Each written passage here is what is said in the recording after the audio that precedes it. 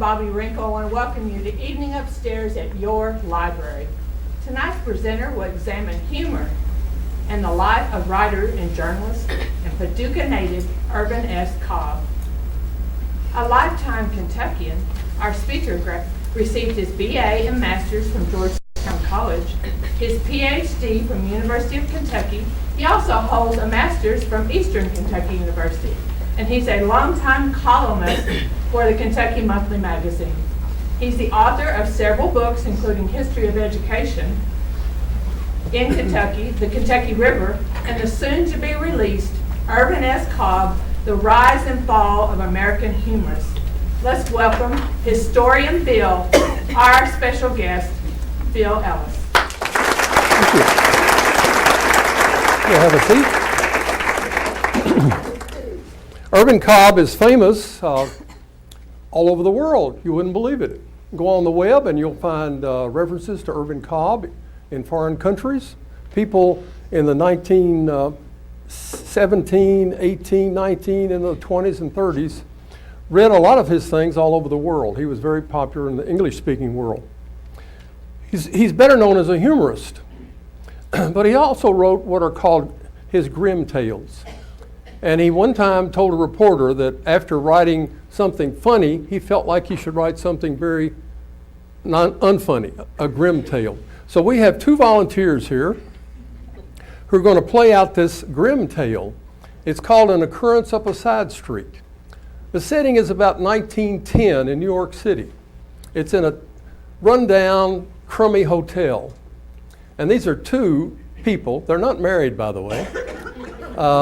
A little grimy. She's wearing, sorry, I'm the omniscient storyteller. I'm like God, so you have to do whatever I say. I'm like pulling the strings. They have killed a man in this same room. And while trying to escape from New York City, the police knew they were looking for a man and a woman. So they both come up with a plan. They're going to get rid of each other. And you may now get up. This is the woman. She has, she's not wearing red in real life. She's wearing something dark and drab. She's got a bustle. This is 1910, by the way. She probably has a real heavy girdle on, so her waist is only about that big around. Her hair is piled high on her head. Now, how did she do that? She did that with long hairpins. And they've come back to the same room where they killed this man because it's actually the safest place. And in all of Cobb's stories, he always put in some irony. But once they get back to this room, they realize, they look out the door, and now there are policemen outside. The only way that either one can escape is singularly, not in a couple. That's who the police are looking for. So she's kind of walking around in her room, and she looks over on the side, and she finds a long 10-inch hairpin. So just kind of... Meanwhile, this man, who is kind of, well, he probably had a beard, but I don't know if his hair was that long or not. But anyway, he's well-dressed. The room is very hot. The windows are closed. They can't open the windows, so they're sweating profusely. There's a third character in this play, and these are green flies. So the rest of you are going to be the green flies. And when I go like this, you'll all go bzzz. So let's hear it. All right. And right at the, if I go way up like this, I want it real loud. So down here is, okay. So she's found a hairpin. Meanwhile, this gentleman, move up to the table a little. There are two cups here. He has bought some cheap champagne. It's called Chateau de East River. Since this is New York City, or Chateau de Bowery. And he's also, on their way in, he bought a sack of old peaches. You know how old peaches smell? Well, his idea is he's going to cut off the peaches, pretend you've got a knife, and open the pits. The pits of peaches smell pretty strong. And put that in the drink, along with some poison in his left pocket. And he puts that into her cup. That's her cup, not your cup. So he pours that champagne, Chateau de wherever, a little bit into the cup. That's enough. It's very strong poison. Meanwhile, she comes up from behind with the hairpin and sticks it into his eye. Oh, no. You got to really make an effort. All the way through. No, you don't have time to do that. He's of course very stunned, kind of surprised, like what's happened. And then as the blood starts to come out of his wound, he just kind of lolls back. No, you're dying. Yeah, you keep your eyes open. And then we have these green flies descend on his face. Meanwhile, she thinks she has it made. She sits down and she thinks, I've got it made and I'll have a little swig of that champagne.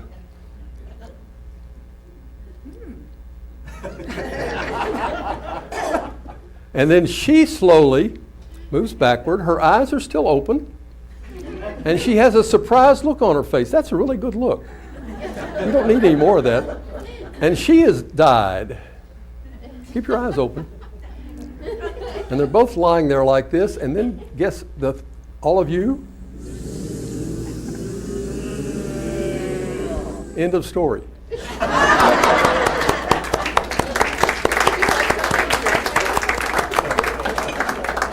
That's one of Cobb's so-called grim tales. He wrote a number of those.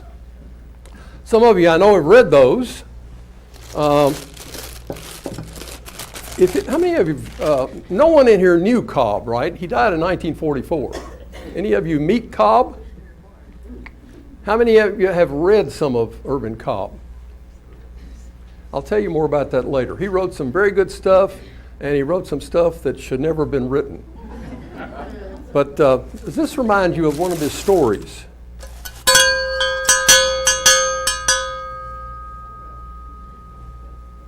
No one has read The Belled Buzzard. It's one of his best grim tales. And I won't tell you what the story is because my book comes out in September. And I just happen to have here an offer from the University Press, Kentucky, that if you order before whatever date it is, it's up here on top of this, before June 30, you get 30% off. So I won't tell you everything. Maybe you'll invite me back next year and I'll come and talk to you about the book if some people have read it. And if I come in the parking lot and I don't smell feathers and hot tar, I'll know it's safe to come up here and talk to you about Irvin Cobb.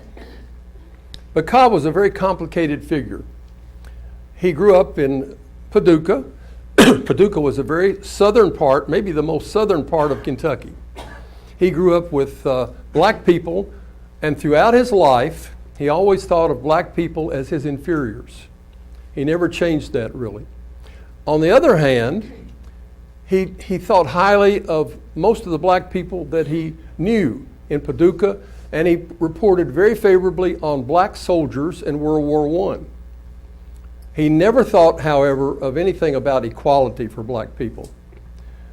Now, either you can fault him for that, which I don't do, or you can say he was a product of his time.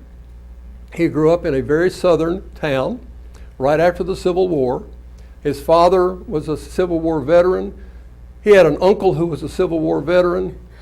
His name, middle name Shrewsbury, came from Joel Shrewsbury, who was with his father in the Civil War. So he was a very much a product of his time. And I have to admit, I'm a product of my time. I have some of the same issues that Cobb might have had, except not about black people. But he loved black people in a paternalistic way. One of his characters that he wrote about quite often, and it's one of his better novels, if you take for granted it's going to have some racist intonations, is J. Poindexter Colored. It's a very good novel. And it shows a side of Poindexter when he goes off to New York City where he knows he fits in very nicely. He can take care of all the shysters in New York City. But I'll talk more about that later. He wrote a lot of of different types of stories. Cobb, in 1904, went to New York City, had a difficult time getting a job. He just married, he had a young daughter. His wife came from a well-to-do family in Savannah. And one of Cobb's problems was that he never really finished a formal education. He quit school at the age of 16, first as an iceman, and then his father got him a job at the newspaper, and then he started his career as a newspaper man. So a lot of his learning was from things that he read. He read incessantly, and he had almost a photographic memory. Anything that he read, he remembered. And he met a lot of famous people who couldn't believe how much knowledge he had for someone who had not gone to a college and had a formal education. So all of his newspaper work came from the School of Hard Knocks. I'll show you a picture in a minute of him in 1896 in a newsroom here in Paducah, and he looks entirely different than many of the other pictures that you'll see. Usually you see a picture of Cobb, you think of a big fat man with a cigar, and that's Cobb. Well, that was just Cobb later in life. He went to New York City in 1904. He worked for the Sun. He wrote great articles about the Portsmouth Treaty negotiations going on in New Hampshire. He could always shape a story to fit what people wanted to read. And sometimes today we have writers like that. He was very good at describing things, how people looked. And this is back in the day when there was no radio, no television. Silent movies were just coming out. And people liked to read long stories in the newspaper. So that was his forte. From there he went to the New York World. Then he started writing more humor columns. He finally got to write almost a weekly column in the Sunday World magazine. And this is back in the day when Sunday paper, some of you remember the old Courier Journal, when it was about that thick on Sunday. And there was enough to read for the next half of a week. And people liked to read humorous things, and his style of humor was very popular. My book is called Irvin S. Cobb, The Rise and Fall of an American Humorist. When I first started writing this, I was going to call it The Rise and Fall of a Southern Humorist. But Cobb was much more than a Southern humorist, because he became famous not only in the South, but in the United States and in the English-speaking world. So he was an American humorist.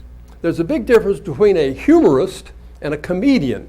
And Cobb once pointed this out, that if you were a comedian, you could keep doing the same act over and over, night after night, and people always thought it was funny. Like Laurel and Hardy, for example. And I'm a Laurel and Hardy fan, and I can watch their comedy over and over again, and it's still funny to me, not to my wife. She doesn't like that, but I love it.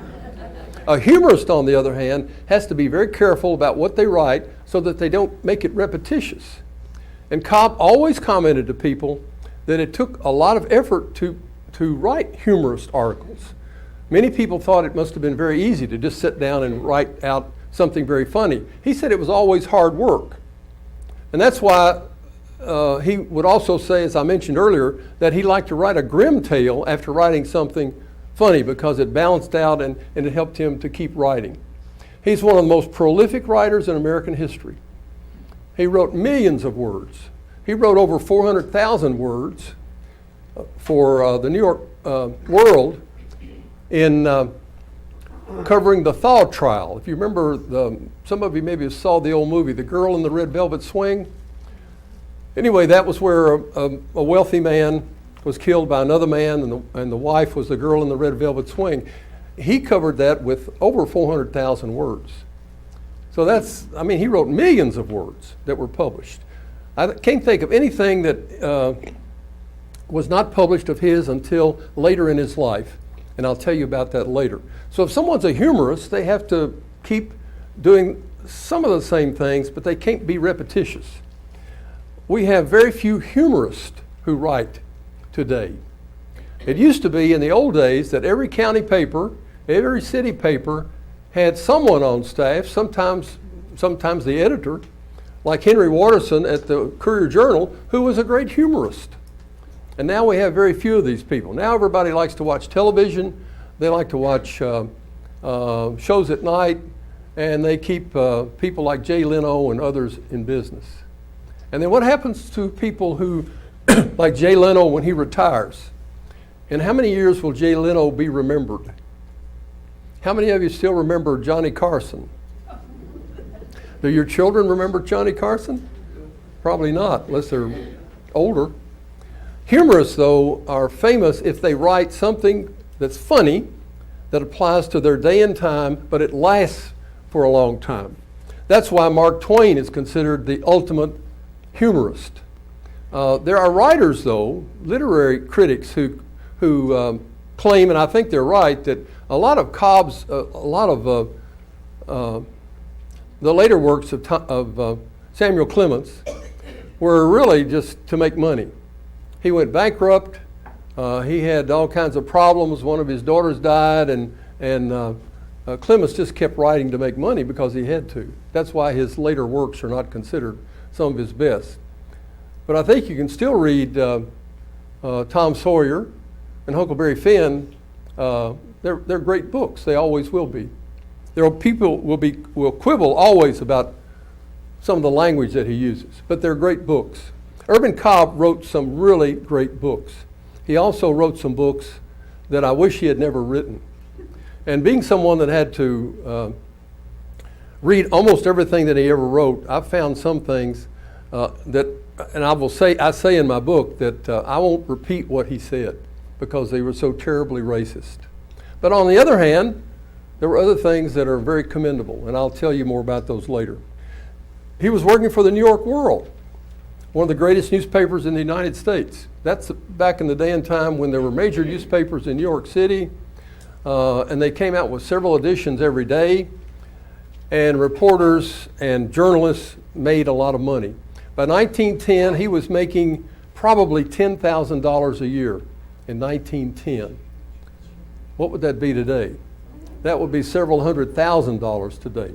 One of Cobb's, I won't call it a problem, but certainly one of his things, predilection, if you want to call it, was to live well. And he lived well. As soon as he started making a lot of money, he moved into a finer apartment. By that time, he'd brought his wife and daughter to New York City.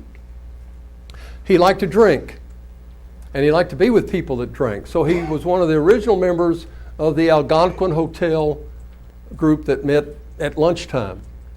And he knew a lot of famous people that went through this time. Sports writers, other famous reporters would all come to the Algonquin Hotel to drink. One time, one of the men, Cobb was very quick-witted. He could think of things very quickly. There was a man at the Algonquin who would come in, and he had a very long face, a very long nose. And one time, Cobb came into the Algonquin and saw that they had mounted a moose on the wall of the bar. And he very quickly said, "I hear that Frank Thomas has just died." Or words to that effect. I can't quote him perfectly all the time. So he had a quick wit about him. But he spent a lot of time writing. Sometimes you'll see pictures of him, not in my book, although I describe it, of him wearing a long smock after he got very fat.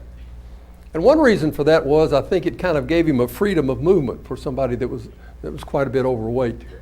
And he would write about, he developed his own studio.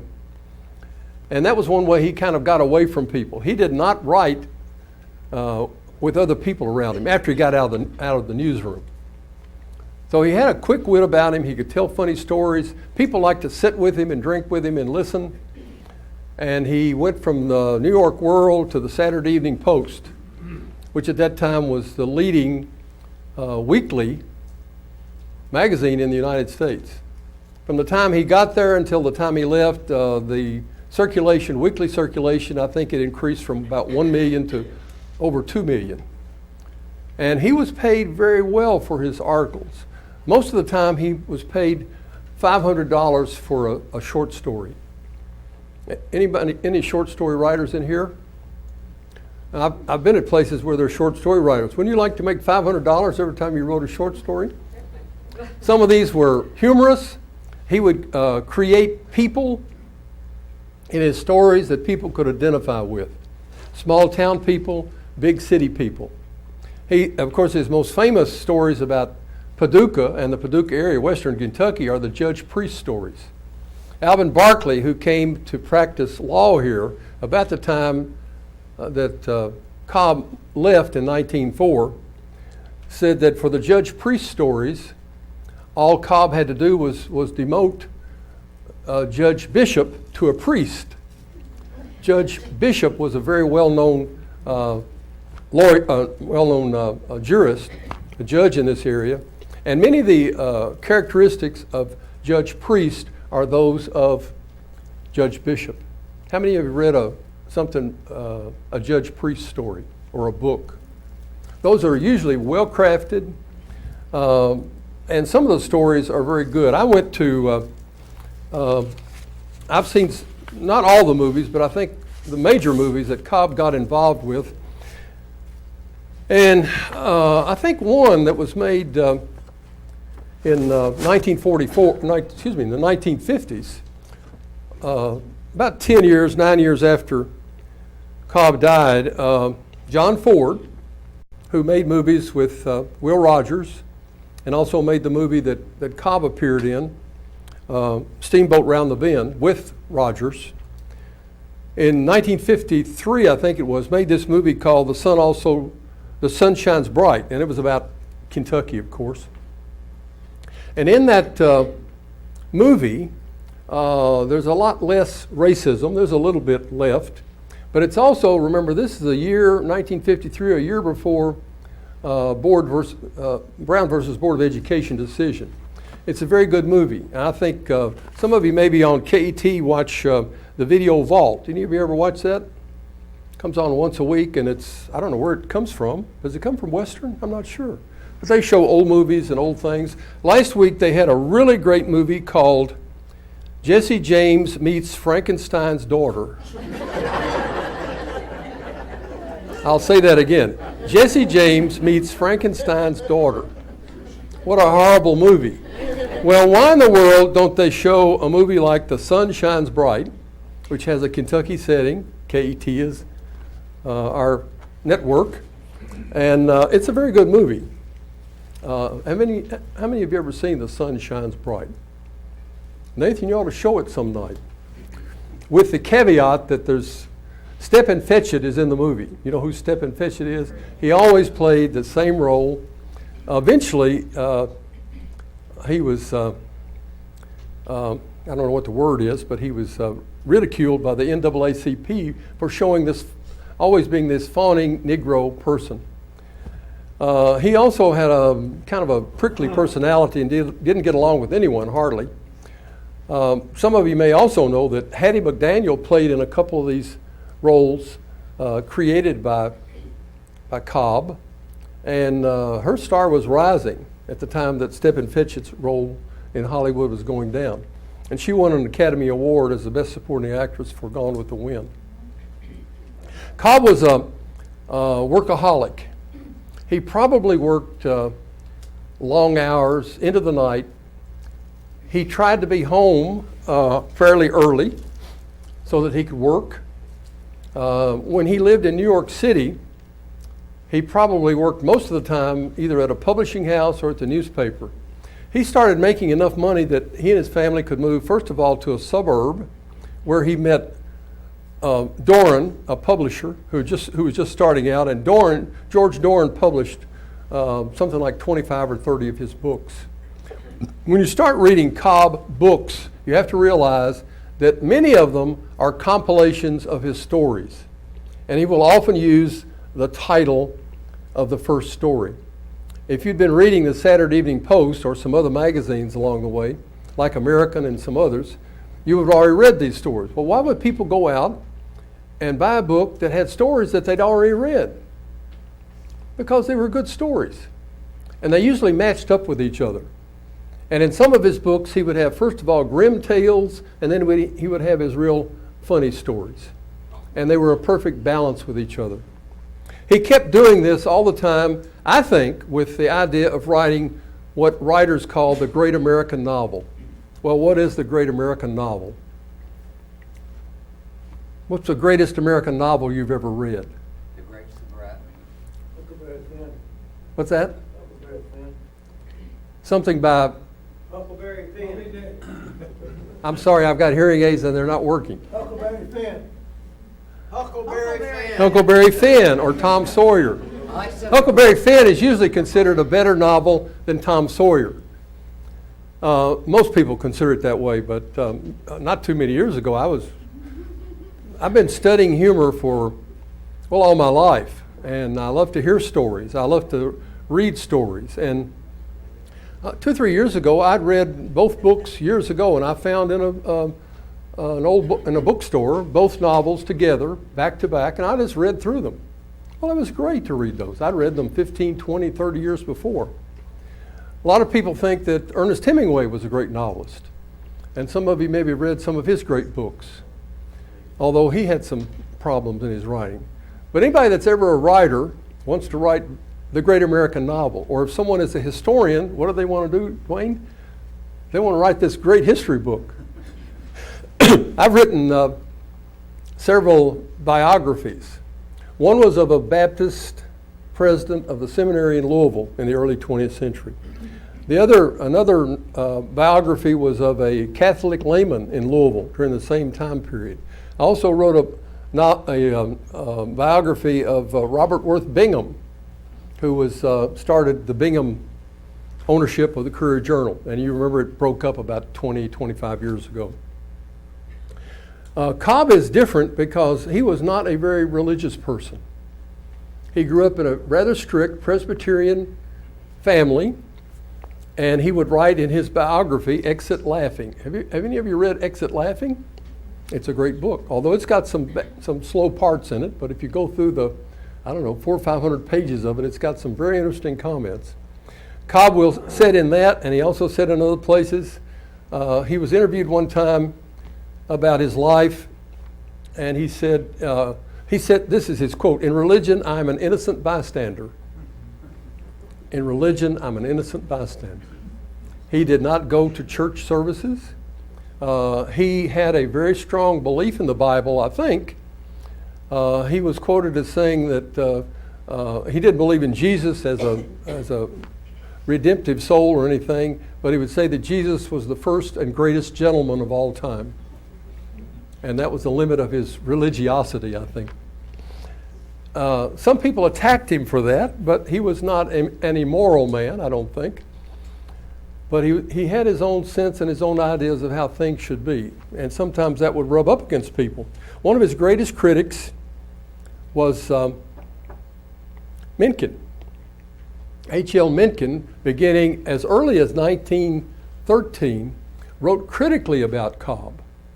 And for the next 20, 25 years, periodically he would say something terrible about Cobb's writing, about his stories, that they were not very interesting. The funny ones were not very funny, and that he was not very inventive, like someone like Mark Twain. Cobb did not reply directly to Mencken, but he did write an article for, I think, American Magazine, in which he said, "I can prove I'm a very good reporter," because he was a good reporter. And he would say in this article, there are people that don't like my fiction because they think it's superficial, the characters are not right, there's nothing redemptive in it, on and on and on, the way critics would be. Mencken, one reason why Mencken did not like Cobb, among many reasons, is that Mencken in World War I was pro-German. And if you read a lot of his letters, in one of his letters after the sinking of the Lusitania, he wrote one of his confidants, Deutschland, Deutschland über alles. At last now the war will be over. And of course that didn't sit very well with a lot of people. And then when the war ended, Mencken he didn't apologize for what he had said. Cobb went to World War I while he was still working for the Saturday Evening Post and wrote some great stories about what it was like in wartime. When he went to, just a few days after the war started, he and 4 other friends got on a ship and went across the ocean, which was fairly safe at that time, and went across into Belgium and immediately went to the front. He wrote two versions of what happened. The first version that he wrote, published in the Post and also in a book, was very serious about what had happened. And I'll read you some of those things that had happened.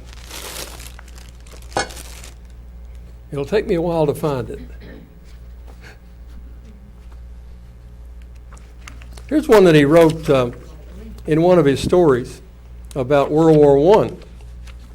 This was in a chapter called The Grapes of Wrath. Cobb recounted Germany's determination to obliterate its enemies. Visiting Fort Longines, which is in Belgium, that had been obliterated by corrupt heavy artillery and internal explosions. He had a searing experience. Hundreds of Belgian soldiers had been buried in the rubble of the fort. While speaking to a German officer, quote, "A puff of wind brought to our nostrils a smell which, once a man gets it in his nose, he will never get the memory out of it as long as he has a nose." There were hundreds of men buried in that fort. Their bodies were decaying. And what did he say next? Being sufficient sick, we departed thence. He wrote very graphically about what war was like when he got to the front in World War I. This book was published as Paths of Glory in the United States, and it comes from an English poem, "The Paths of Glory Lead But to the Grave." So he called this book Paths of Glory. It was published in England a little bit later as The Red Glutton. So it was a very anti-war book, looking at how wasteful this war was of European young men and of course, women. Cobb went back to the United States. Another version he wrote later, not quite 10 years later, was kind of a comic version. And he called it the closest I ever came to death. And in this story, he mentioned kind of the comical side of this. How when he and his friends wandered into a German patrol and they were captured, the Germans didn't know what to do with them. They knew they were Americans. They finally got them to some officers and nothing happened to him. But they were put on a train to head into Germany. And Cobb was he was still a pretty good sized man then, very fat.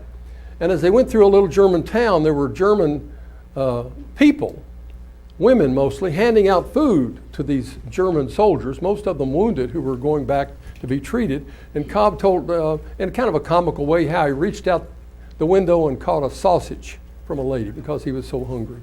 He didn't tell that in the serious version. He told that in the comic version of what had happened.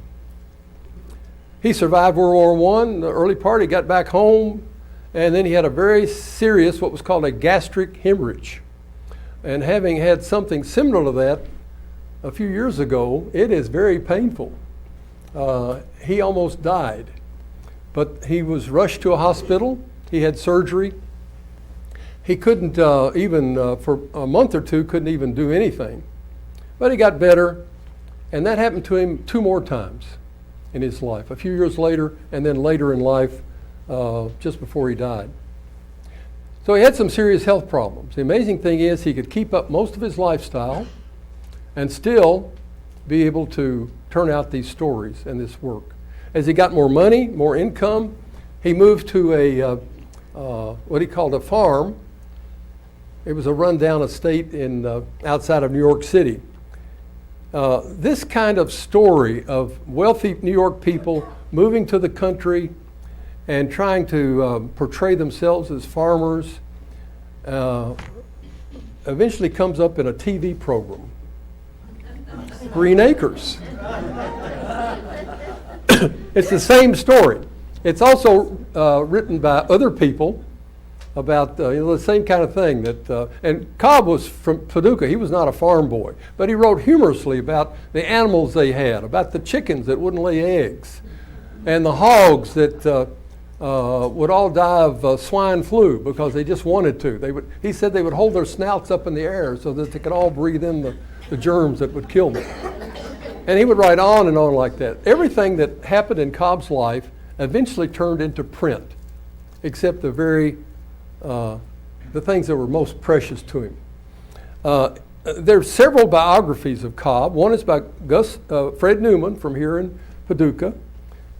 Charles Wilson Townsend wrote a smaller book, and there are 2 biographies of Cobb that came out in the mid-1960s. Now, why in the world would I write another book if there are already books out? Because I think I could write a better book or build a better mousetrap. There's also been a lot happened since the mid-1980s, and I was able to see collections, even things here and in Murray, that these people had not been able to see. He had some wealthy friends, the Hogg family of Texas. The Hogg family, 2 brothers, were very wealthy. They had a lot of land, and guess what they found on that land? Oil. They got even wealthier. One brother lived mostly in Austin. The other brother lived mostly in Houston. What Will Hogg did was to make so much money that he endowed the University of Texas system.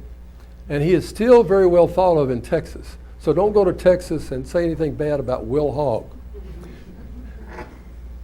Cobb also liked to hunt, fish, camp, and he liked to go out west. He would go with people like Frederick Remington. He would go with all kinds of people that you think of as being part of the west of the 19th century or the early 20th century.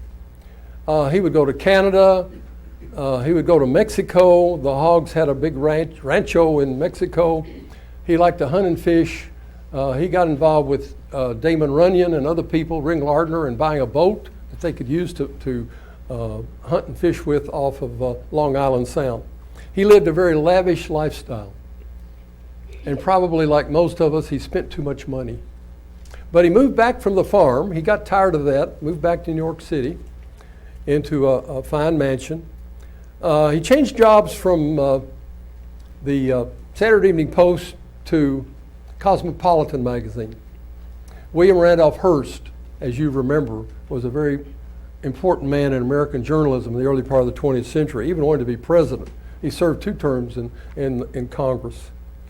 And that magazine was, there still is a Cosmopolitan magazine, by the way, but it's now what kind of magazine? It's a women's magazine.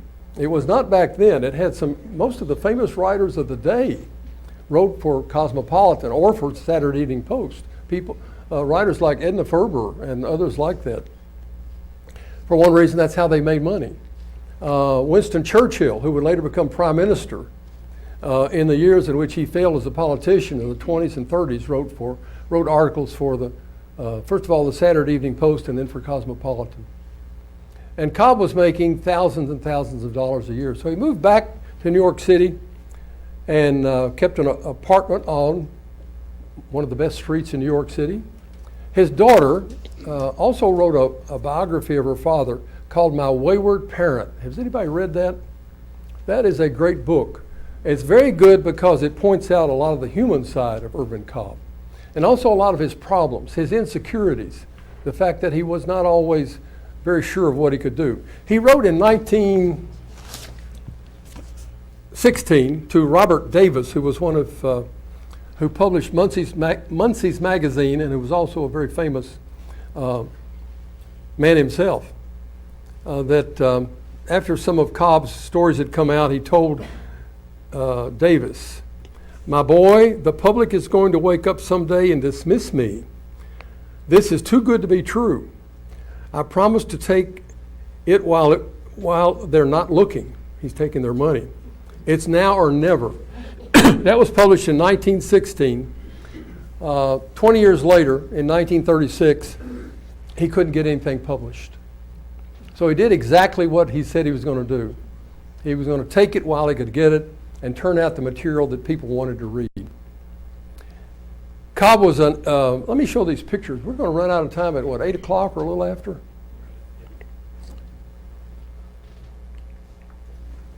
Oops. That's one of my pictures. I'm not a good picture taker. Pictures that you put in a book like mine that's coming out, most of the time you have to pay for them. So it's better if you take them yourself. There's a picture of his grave. He and his wife are buried there along with his daughter, Buff. Buff was a nickname given to her by a housemaid in Savannah. And she was a good writer herself. She wrote some pretty good novels. She went through 3 marriages, which broke Cobb's heart, had 2 children, and died 10 years before her mother died. Well, many of you have been to this cemetery and seen that. And there's a grave of John Thomas Scopes. How many of you knew he was buried here? He was a native Paducan. I've done some work on evolution. There's Scopes. And that is the Hotel Irvin Cobb. It's not, when it was first built, it was quite a palatial place. It had 200 rooms with a bath and a rathskeller in the basement and a roof garden, as hotels did at that time because they didn't have air conditioning. And Cobb always had a special room for him. That's a picture of a ceiling, another chandelier. And that picture I was talking with Nathan is, he knows where it is, but we were here a couple of years, 3 years ago, and I just happened to be going down the street and I saw this inside of a building. And you said it's a bakery? No, it's a law office. Law office. Well, yeah, that's what I thought it was, a law office. So anyway, that won't be in the book because I didn't get permission. Here's a picture of Cobb in his older years. He was not always a very fat man. Here he is at the Paducah newspaper. 1896 is on the calendar. Here he is here, and look what he's got in his right hand. It's a sword. So that picture will be in the book. And there's the owner of the paper, one of the co-owners over here. I've forgotten his name. And there's the staff of the newspaper. Cobb would talk about his early years. For a short time, he was probably the youngest managing editor at the age of 19 in the United States. But he didn't want to do that. What he really wanted to do was write. That was his forte. That's what he did best. But that's a very old photo that we acquired from Murray Radio. They did a program on him. There's one later in life. You see, he had very bad teeth. That was one of his real problems. When they finally moved to Hollywood and stayed there, his daughter in her book, told about he had his teeth pulled and he had dentures. And they went to see a movie one night. This was after his career was really over. And his dentures were uncomfortable. He took them out, slipped them in his pocket, and he lost them. And she wrote in a funny way that he looked like some sort of funny animal with no teeth. There's a promotional photo taken in Hollywood. He went out there at the request of 2 people. One was Hal Roach. And Hal Roach's deal was to do several short films of Cobb, and it turned out to be a disaster. He did not translate very well to motion pictures, certainly not as the lead actor. And I don't think Cobb enjoyed that very much anyway. Cobb was a storyteller. He would rather sit around and talk to people. There he is on the set of Steamboat Round the Bend. That picture was shot on the Sacramento River. And in some of his memoirs and letters, Will Rogers quipped that they would have made it on the Los Angeles River, except they'd had to brought all the water in. So they made it on the Sacramento River. Have any of you seen Steamboat Round the Bend? That was the last film made by Rogers. He died in Alaska before the film came out. And Rogers was the kind of person that was sort of self-effacing. He played the same role no matter what he was in. And he would try to let other people have the best scene. And he certainly did that for Cobb because he realized Cobb was not doing as well as he should, and maybe he could make it in pictures. This is a picture on NBC. He was on radio. Most of those programs were not recorded, and Nathan said he's got some recordings that will soon be available. We'll get to listen to Cobb. Here's Irvin Cobb and his wife at Will Rogers' funeral, and that death really hurt him seriously. First of all, he had come to Hollywood not only for Hal Roach, but at the invitation of Will Rogers, and now his best friend was dead, and I think he realized that maybe his movie career wouldn't do very well either. There he is also at the funeral. Here's Cobb in his short pants, and there's Will Rogers making fun of him. I can almost hear him say, "Well, Irv, where did you get them pants?" There's Will Rogers, Cobb, and John Ford. Cobb got to be fairly friendly with John Ford, and I've read some books on John Ford. John Ford was an alcoholic. He didn't get along with his wife very well. And he made some very good movies, and he made some very bad movies. But what his movies did as he progressed from Harry Carey to Will Rogers and finally to John Wayne was to portray a character who was above everything else, who always did the right thing even though it might be against the law or it might be against society, but in the end proved out to be the best thing for anybody. So he has a very important role in movie history. There's Cobb in one of his later pictures. A nice portrait. This was made as for his radio program. He had several radio programs. There's one in which he looks a little more stately. One of the comic illustrations. The early part of the 20th century was a great era for illustrations for newspapers and magazines, and there were a lot of great people that did that. There's another one. Eastern Kentucky University has one of these little statues about yay tall, and it came from an illustrator called James Montgomery Flagg, who was very famous in the early 20th century. Always Cobb had the big bushy eyebrows, a cigar. Irvin Cobb of Kentucky.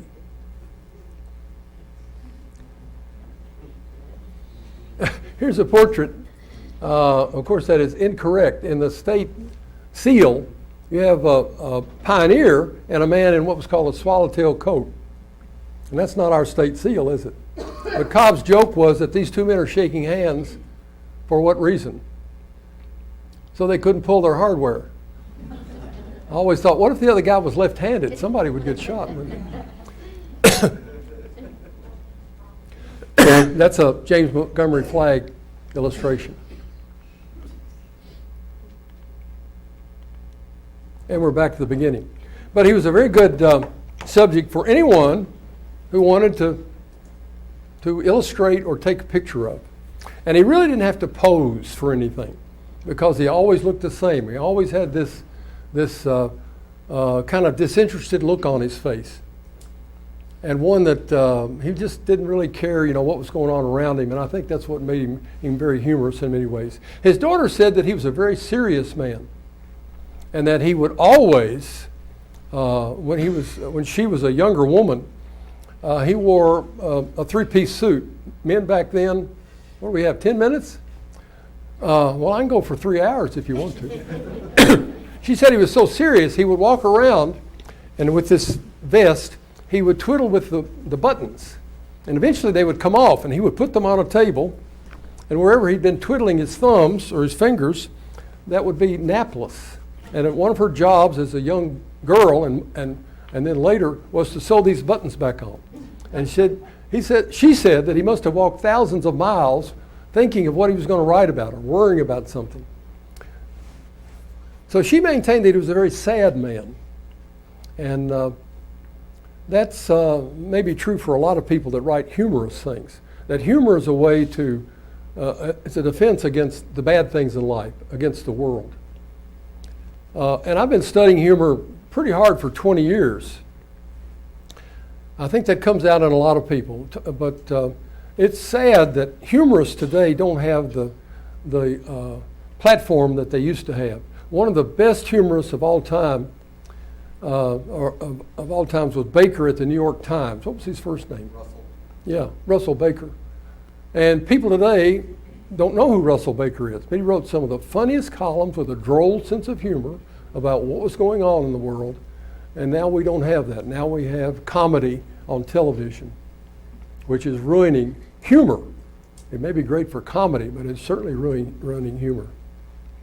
Cobb was so she would write about how he would pace around and work on things and try to improve a story. Murray has a lot of his old manuscripts. And in looking at those, I realized quite quickly that even some of his shorter stories, he would rewrite them in longhand. And then a secretary would type them, and then he would go over that, and then out would come another rewrite.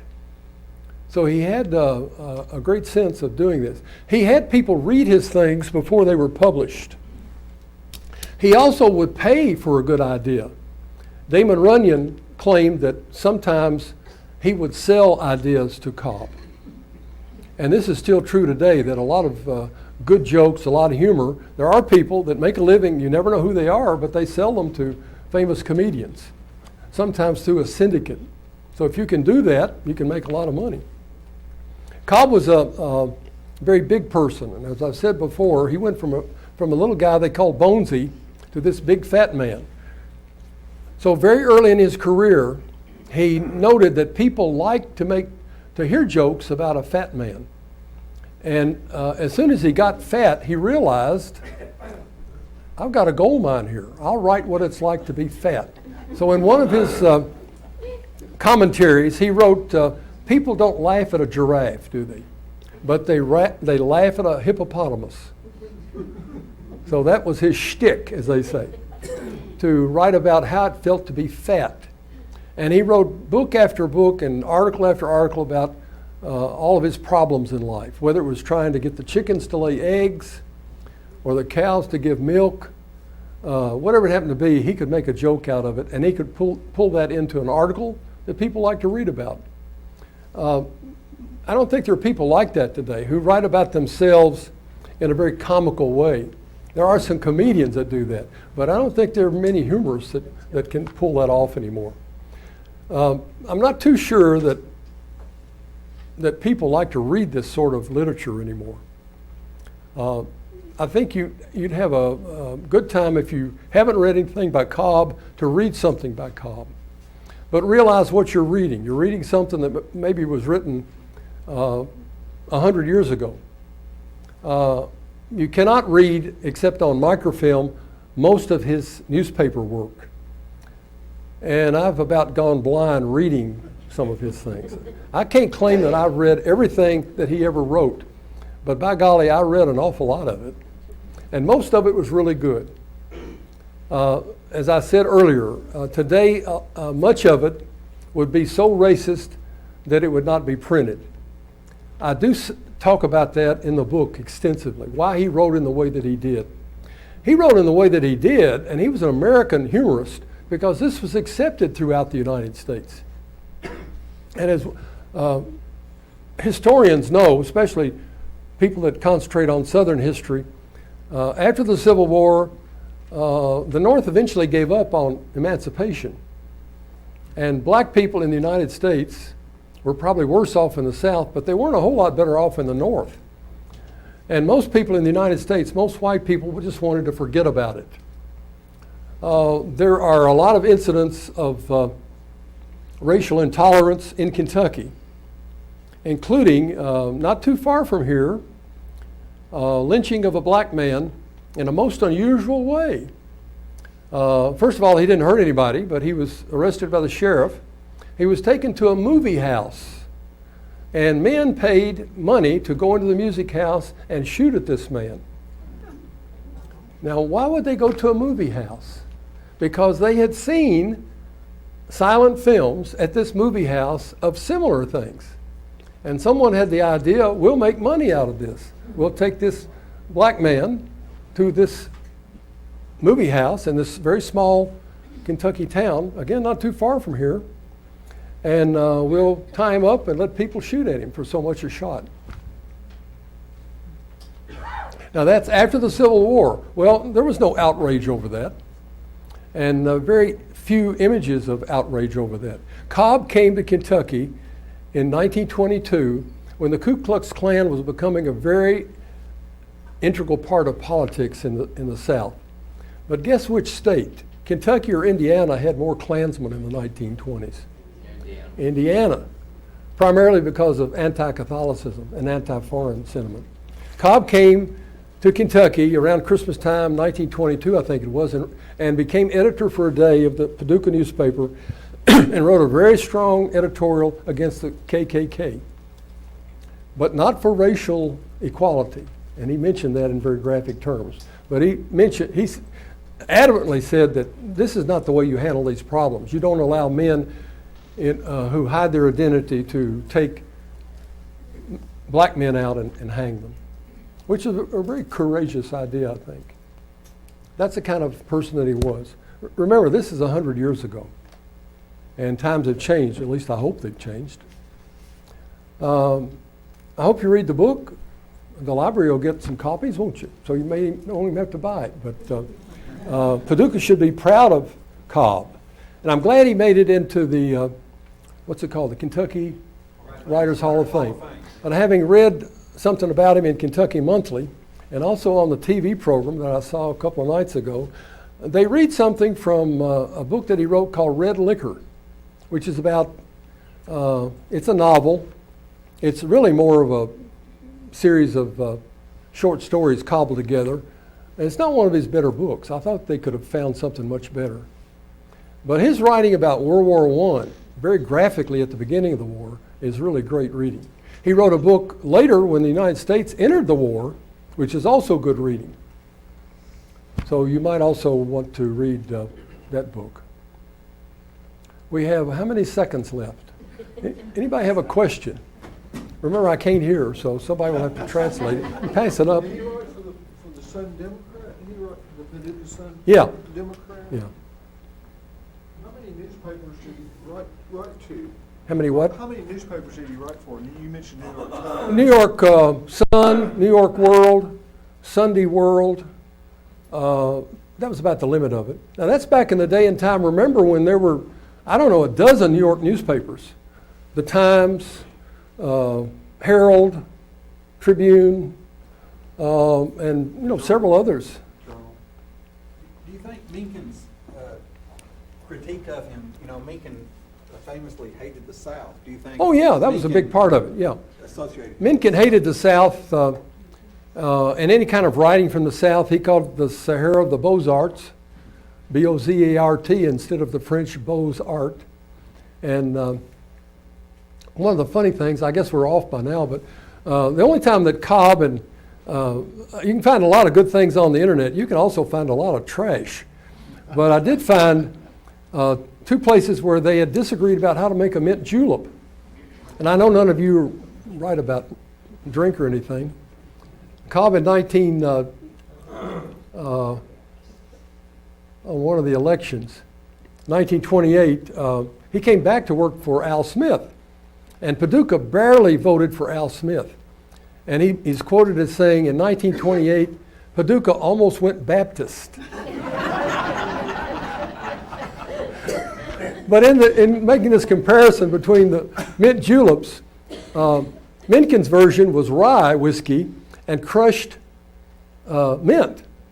And Cobb wrote, anybody that would crush mint and put it into, and not use bourbon, but would crush mint and put it in a drink, would put scorpions in a baby's bed.